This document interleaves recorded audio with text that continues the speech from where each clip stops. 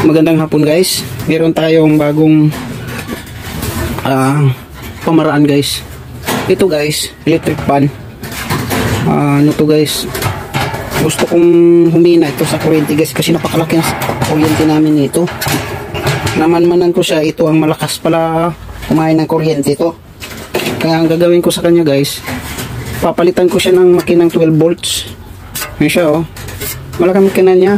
Kaya nga malakas din sa kuryente, tapos hindi naman ganong lakas ang ikot niya. Ito ang ipapalit natin guys oh. 12 volts na lang siya. Yan. Mayroon siyang kararating lang to guys. Ayun oh, 12 volts DC 2024, bago siyang gawa, bagong teknolohiya.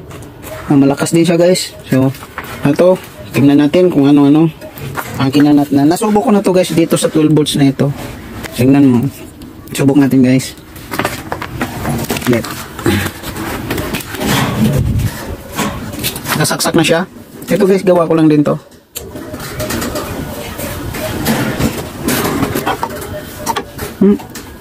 Wala yung power.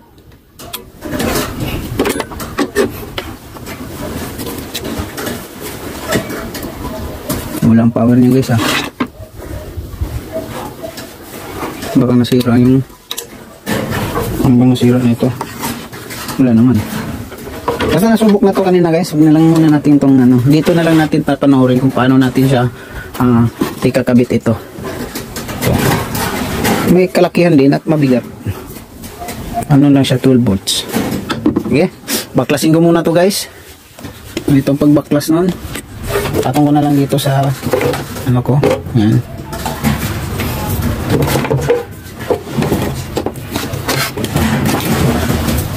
Sirain natin to guys, yung ano niya. Kasi hindi pwede ganito kalakas ng kuryente niya. Hindi naman gaano siyang lakas yung dito.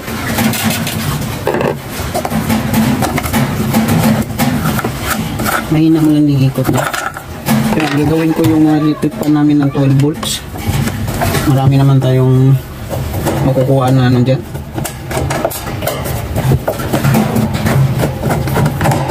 Ang init to. Kasi kapapatay lang to Ang lakas talaga ng kuryente niya guys. Lakas talaga siya humigo. Hindi siya pwede sa amin ang ganito kalakas. Kasi hindi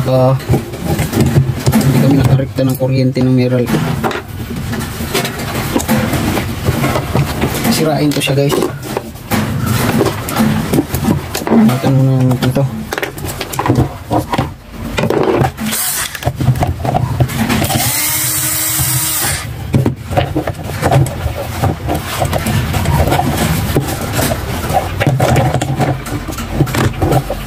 Yan ang makina niya oh guys, putulin na natin to. Putulin na lang itong mga to. Hindi na natin ito gamitin itong mga to. Wala na kapasitor guys, dire-diretso na siya. Yan.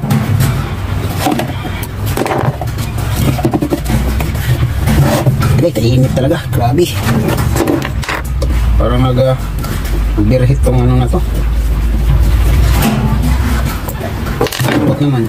Lambot no? Tanggalin natin tong ano niya guys, makina.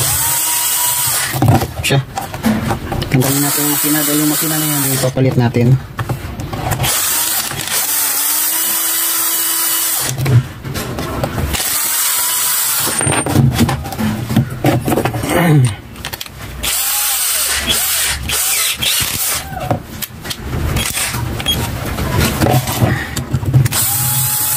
Init. Pero yung ano niya guys, dyan pa rin yun. Yung itong ikot-ikot niya, ito pa rin siya. Gamitin pa rin natin to. Sumabog na pala itong kapasitor mo guys. Yan makita mo guys, sumabog oh. Kaya pala humihina siya. Sabog. Itong kapasitor to, madaling mga sira bago ko itong kabit Wala naman din kasing pahinga kasi dahil sa sobrang init. Gagawin natin to, try natin to guys kung maganda ba itong gagamitin para sa para sa DIY natin na electric fan. Grabe. Init. Ang init ng machine, oh. Itong machine nyo, oh. Hindi mahihipo sa sobrang init. Matibay din itong machine na ito, ah. Tabi lang yan. Kasi gumagana yan, eh. Ang gagawin natin dito, tanggalin na natin to, guys. Itong init din. Ayan, pamunas. Yan. Tanggal na. Ito, wawalain na na. Ay, kainit. Wawalain na natin yan. Tsaka itong ano.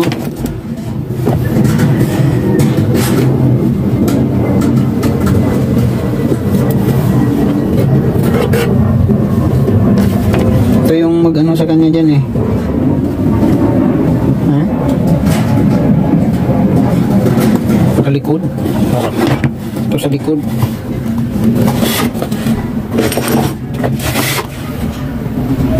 Ito. Malalim yung ano nito, ah.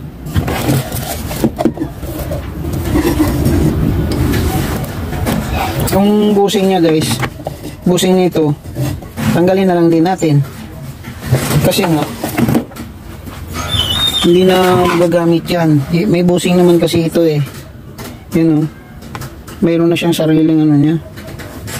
Kaya ilalagay na lang yun doon, diretso na. Tapos ito, guys, tutupiin natin to. Tupi pa ganun.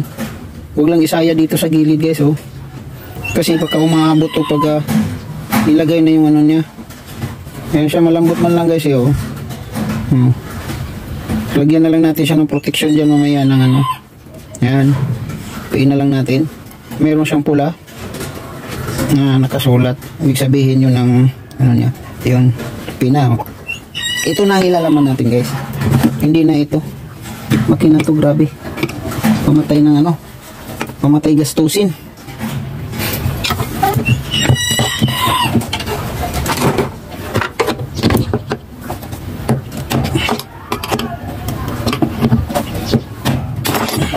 Wala, guys, natanggal na siya. Wala na. Wala na din pala itong ano. Yung laman niya.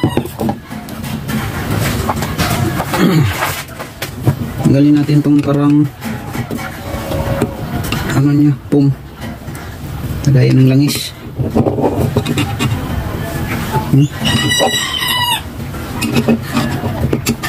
Kita ba, guys? Yan, yan. Yun, mag-sit up na natin ng panibagong ano, guys.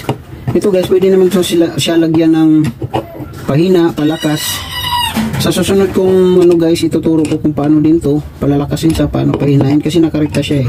Wala siyang switching pahina, palakas. Wala. So ituturo ko na lang kung paano siya hinaan pero paano siya lalakasan. Yung ano niya, guys, hindi na natin ibabalik yun. Ito, tanggalin natin to.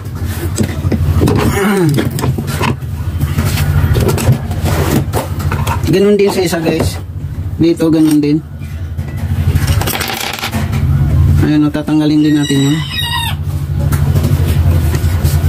Yung busing niya. Pero kung hindi na siya tatanggalin, huwag na lang. Ititignan ko na lang kung umaabot ba yung ano niya dito. Hindi kailangan talaga tanggal, guys. Siya umabot, eh. Oh. Hindi match yung ano niya.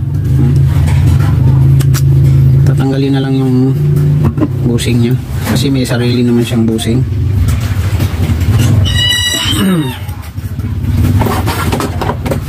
Ito na. Tanggalin muna natin to, guys. Ay, tigas. Yan. Balik lang natin itong mga, guys, ano. Uy, may magnet. May magnetic yung ano nyo.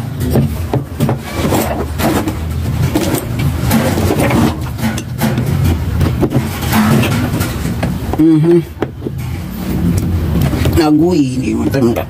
Ang tigas naman ito.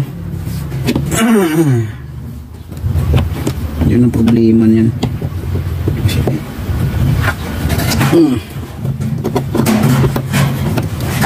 Ayan. Ayan na, guys. Tanggal na. Ito yung gear nya. Ito yung ano nya. Tanggalin natin yung busing nya, guys.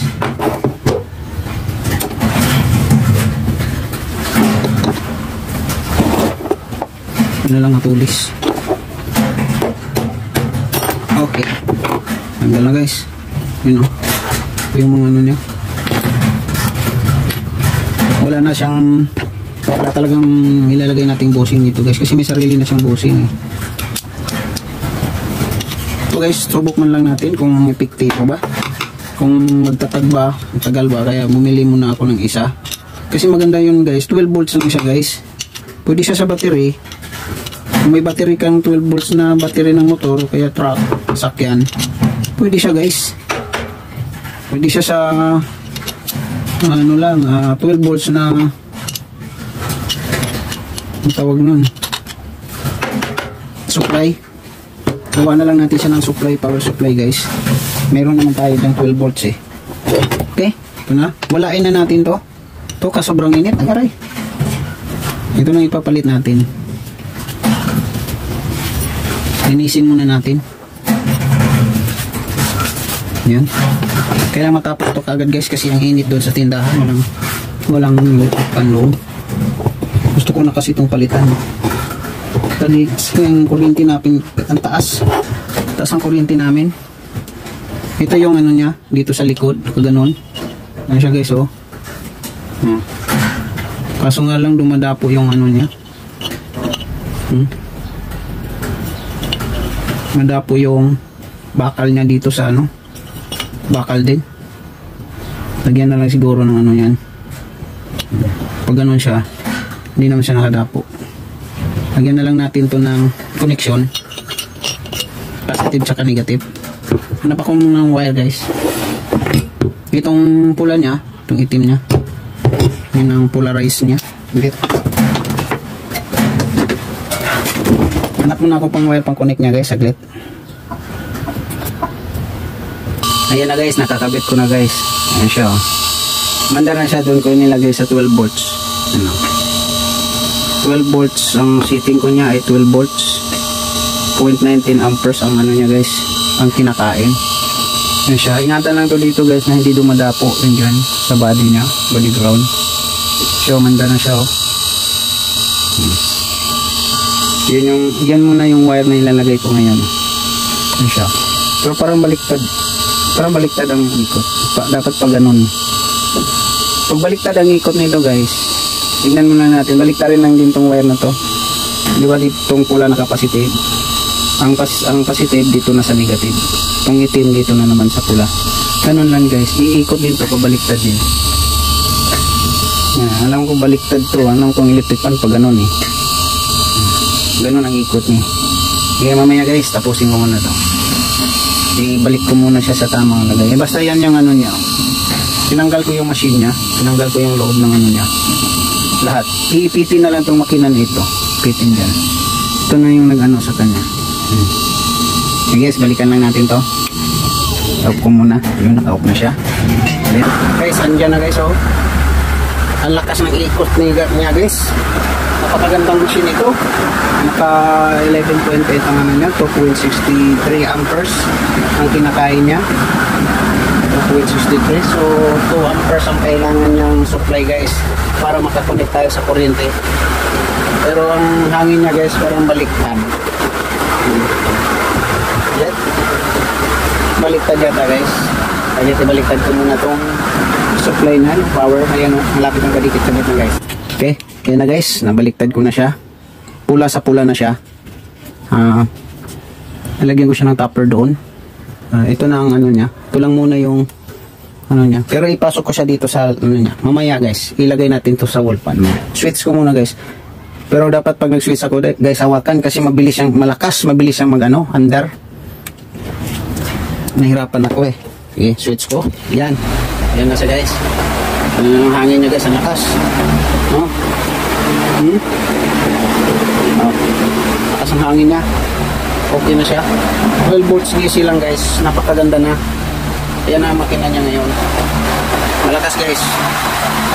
Kaso lang wala siyang wala siyang pahina, palakas. Gawa natin yun sa susunod guys. Ito ay ano ko man lang to guys. Isubo ko lang muna ito. Kaya nga kung maganda yung ano niya, pagkagawa ko, lahat ng mga electric fan ko gagawin ko ng 12 volts guys para makatipid tayo sa kuryente. Okay guys, ayusin ko muna to, ibalik ko muna siya sa kahon niya, tapos lagyan ko na rin siyang protection para pag lumipad di siya nananakit. Okay, lagay natin to sa wall. Kuryente ang rekta sa kanya guys, kasi dito nakaano tayo, naka 2.68. Ito guys, gawa ko lang din ito ay amperes, ang ano niya ay 1120 ang function niya. Ay guys, saglit muna, ito ko muna siya. Ayun na guys, lagyan ko na siya ng takip guys. Siya parang mabalik siya sa dati niya, pati yung pag-iikot-ikot din ng ano, ganun din.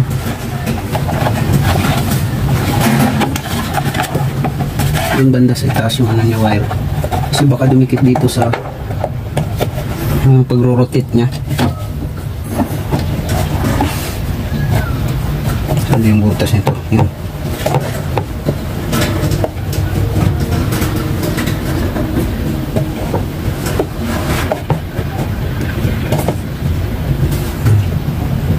Sentro natin guys. Saan na ba yung ano? Mukhang kinahin na ng ano eh. Ito nagdidikit kasi ito eh. Try natin.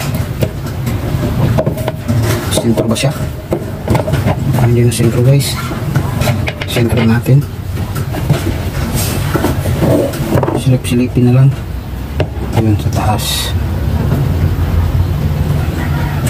Ayan. Okay. Haba yung ano niya. Okay. Ayan na siya guys. Ayan na. Tapos yung wire niya guys, ito na oh. Itong dilaw yun ang pula, nabaliktad ko kanina paglagay. Ayan. Tapos ito namang itim yung ano. Wala. Mukhang antigas guys. Maglet. Hindi siya makaikot. Bakit kaya? Baka dumapo dun sa ano niya, sumayad yung ano niya, makaikot. Ayun oh, masyado siyang higpit ng pagkaano. Maganda nito guys, lagyan ko na lang siguro ng washer para hindi sumayad dun sa ano niya, baka masira yung machine eh. Ayan, ayan siguro, ito lang, pwede na. Hindi na, ayaw siyang umikot eh, hindi naman siya nagatanggap. Adjustment na lang niya. Yun na siya. Tapos lagay na lang to guys. Linisin ko muna bago kong lagay, parang hindi na paulit-ulit. Yan. Linis-linis lang. Ito iba na yung ano nyo guys. Pang ano to, standard. Mas matibay ito at malakas. Ganyan na siya. Tapos ito na yung takip niya. Tap.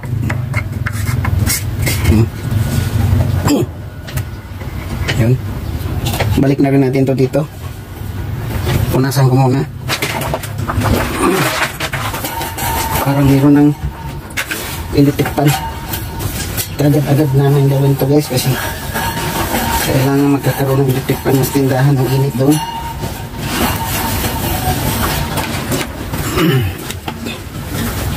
Astron. Pero hindi na Astron ang makina niya. Improvise na natin guys. 12 volts. Okay na siya. Ngayon, i-try muna natin guys. Nagka-connect na to dito eh. Balik rin natin to guys to. Switching niya. Yan. Ito yung ano niya. Positive tsaka negative.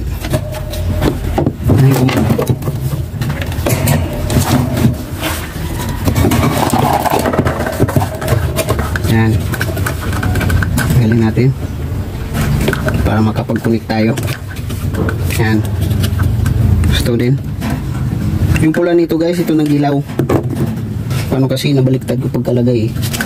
Tapos kunin na natin tong power niya na ano. Putulin na natin. Nalaglag. Ito galing sa supply ng kuryente. Ayan. Tanggalin na natin. Ay, mali. Ito pala. Basta. Ayan. Ito ng kuryente. Yan, wala pala yan. Irerekta natin siya sa kuryente, pero lagyan natin siya ng 12 volts na ano. Yan. Ang ilagay natin guys, ito siya. Ito. Tanggalin natin to at ilalagay natin dito. Lagyan natin to siya ng lagayan. Tanggalin natin to, hubaran natin to. Tapos itong ano, ang kukunin lang natin dito yung laman lang. Pero itatry muna natin siya kung tama ba yung supply na lalagay sa kanya. Ano, ang pag-try nito guys, ipasok natin tong ano, ipasok natin tong positive dito sa loob, kasi wag muna natin tong sirain. Tapos ito namang, ay ito pala, tong dilaw doon sa loob, pasok natin ito. Yan. Tapos ito ground man lang to guys. I-try natin isaksak ito kung ganong lakas niya, tama ba yung pirahin niya.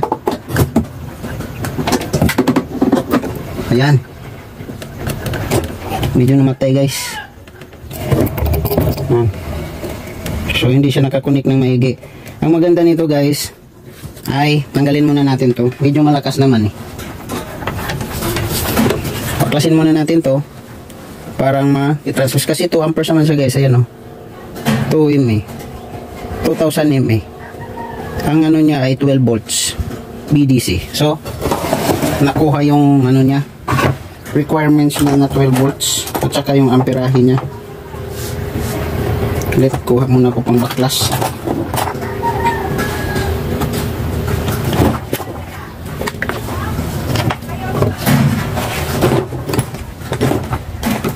Baklasin ko muna to guys, pakita ko lang sa inyo mamaya.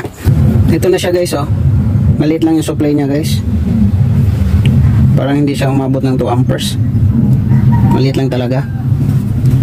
Ito yung AC, lagay natin AC dito. Napan natin to ng kalalagyan.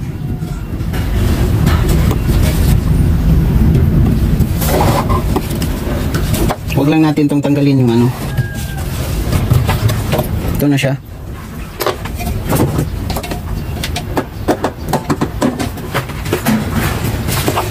Ito yung wire nyo. Yan, 2 amperes. Pero sa tingin ko hindi ito nag 2 amperes. Tingnan na lang natin mamaya kung ano ang lakas ng ano nyo. Tapos lagay na lang natin siya dito kung saan natin ito ipipwesto. Ito na lang siguro.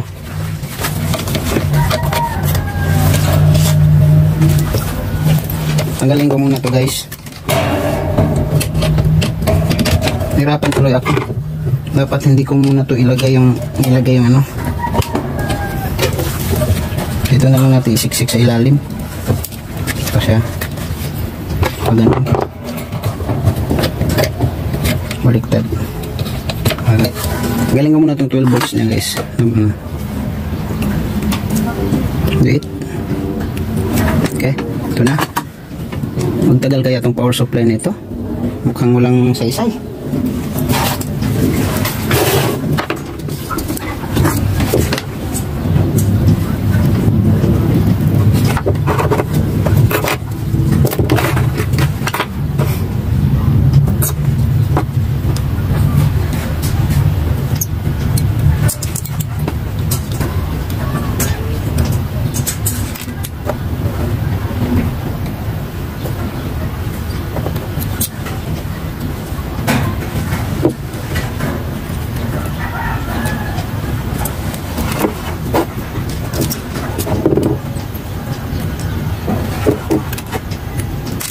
Okay, natanggal na yung ano niya guys, yung ano dito sa AC, yung sa AC oh. Pero yan na lang natin guys, Gusto ko sana nakabaon ito eh. Maka-fix talaga. Para hindi siya gagalaw. Yan. Hanapin na lang ng diskarte ito. Kung saan ang pwede niya. Yan siguro. Pero dito. Dito banda sa meron siyang lagayan ng tornilyo eh. Hindi siya kasya. Doon ang kasya. Dito siya nakaganon. Nasabit siya dito.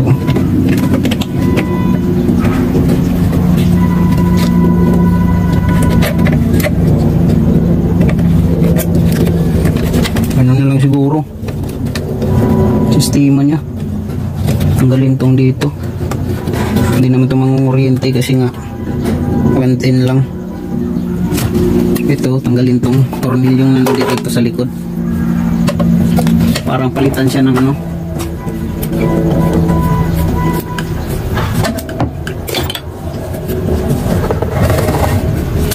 Yan na siya. Itong ipalit natin. Kaso lang tumama siya sa AC. Sa 110. Ito dapat. Yan.